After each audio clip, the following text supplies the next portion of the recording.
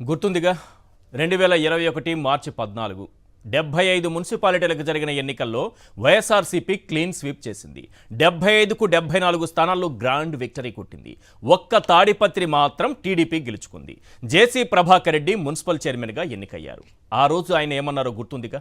జగన్ తలుచుకొని ఉంటే కేవలం 2 వార్డు మెంబర్లను తన వైపు లాక్కొని ఉంటే నాకు ఈ పదవి దక్కేది కాదు, ఏదేమైనా జగన్ గ్రేట్ అని రాష్ట్రమంతా రీసౌండ్లో వినిపించేలా అన్నారు. That is Jaganmohan Reddy.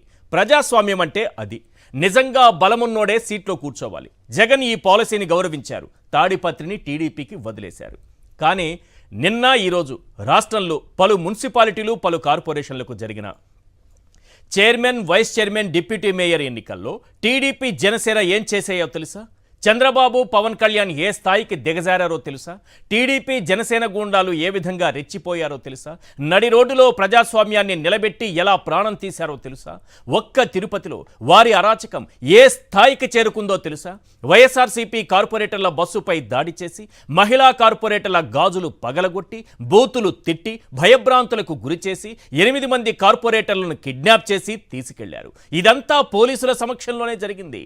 దీన్నే బాబు రాజ్యం బరితెగింపు అంటారు.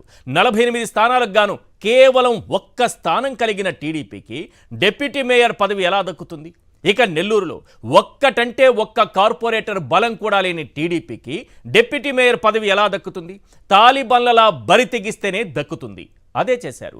తిరుపతి టు హిందూపురం, పాలకొండ టు పిడుగురాళ్ల, అన్ని చోట్ల అదే చేశారు. అయినా ఓ డిప్యూటీ మేయర్, ఓ వైస్ చైర్మన్ అరాచకాలతో ఇలాంటి పదవులు గెలిస్తే టీడీపీకి వచ్చే లాభమేంటి? వాటిని కోల్పోవడం ద్వారా వైఎస్ఆర్సీపీకి కలిగే నష్టమేంటి? ఇక్కడ ప్రజలు చూస్తోంది లాభ నష్టాలను కాదు, బాబు రాజ్యంలో బరి తెగింపు.